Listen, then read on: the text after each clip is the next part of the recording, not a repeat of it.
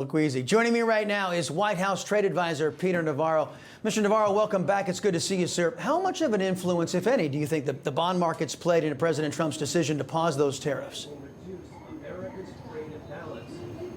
I think the biggest influence was President Trump's credible implementation of reciprocal tariffs on the rest of the world. I mean, the reality, Chris, is yesterday, greatest day in American trade history. What we have now in place going forward is a 10% global tariff that's going to bring in $2 billion a day instead of sending out $4 billion like we do with our trade deficit.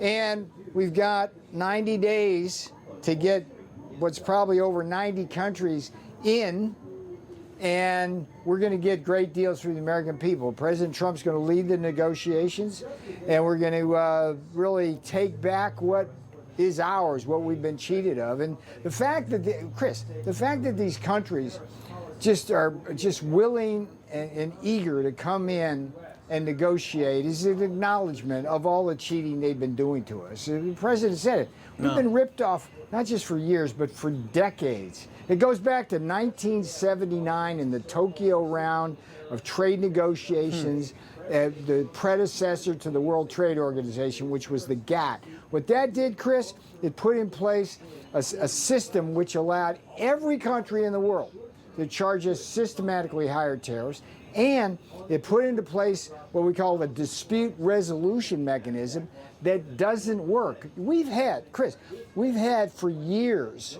a winning case, a case we won against the European Union for them to take our beef, our pork, our chicken, our corn. They still don't do it. So, the world trade system's broken. Donald Trump's going to fix it. Americans are going to be better off.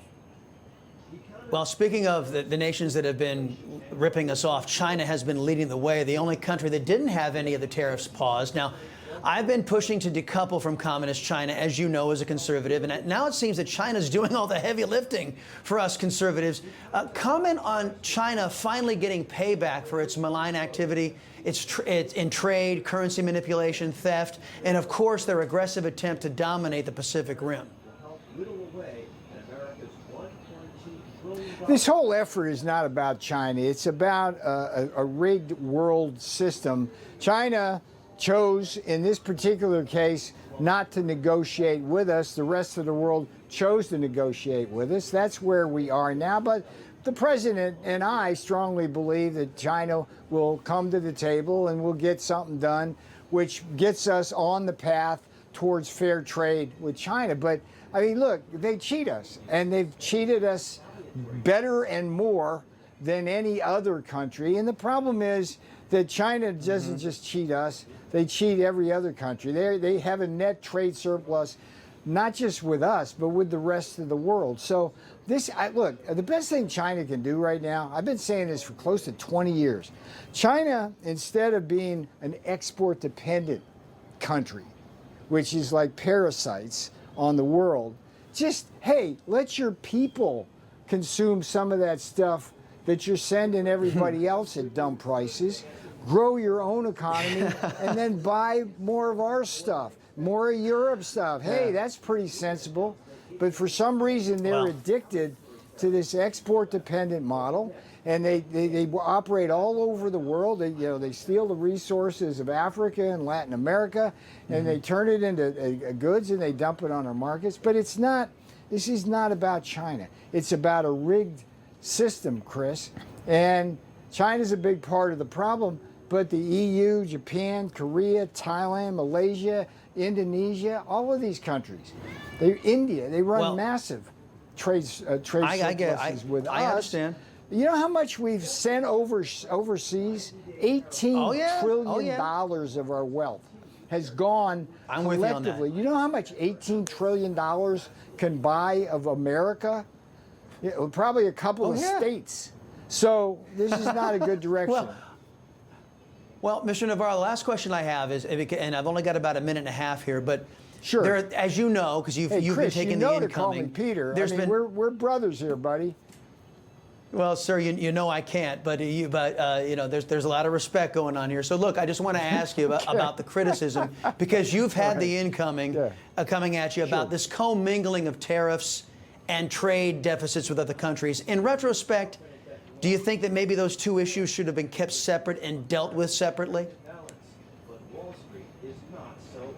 I'm not clear what you mean. The trade deficit that we have, $1.2 trillion. It's the largest in world history, and it keeps getting bigger. And if you go back to when we started running trade deficits, which is, I think, back in the late 70s, it's $18 trillion that we've run, and it's all a product of a rigged system which, under the very rules of the World Trade Organization, allows every other country in the world to, one, charge us higher tariffs than we charge them, and two, impose what they call these non-tariff cheating. And of the two, the higher tariffs and the non-tariff cheating, the non-tariff cheating is orders of magnitude worse and bigger than the tariff thing. So what we've got to do in these negotiations that are going to happen over the next 90 days with over 90 countries, we got to have them stop the currency manipulation, do something about their VAT tax, stop the dumping, stop the export subsidies, open up our markets. Like in Japan, instead of using technical barriers to trade, 95% of the autos on Japanese roads are made in Japan. That's like, we don't sell them anything. They have the agricultural barriers to trade, so we can't sell our corn, or they ban our pork, or we can't sell our beef, or they ban our chicken.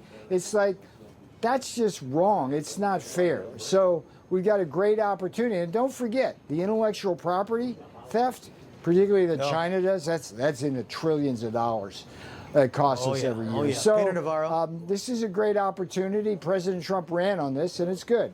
Take care, Chris. You know, folks, I thank God for my wonderful wife, my kids, my country, the greatest nation ever. And Americans like you who believe in the truth, the Chris Salcedo Show will never stop fighting for you. The Chris Salcedo Show, for the news you need to know.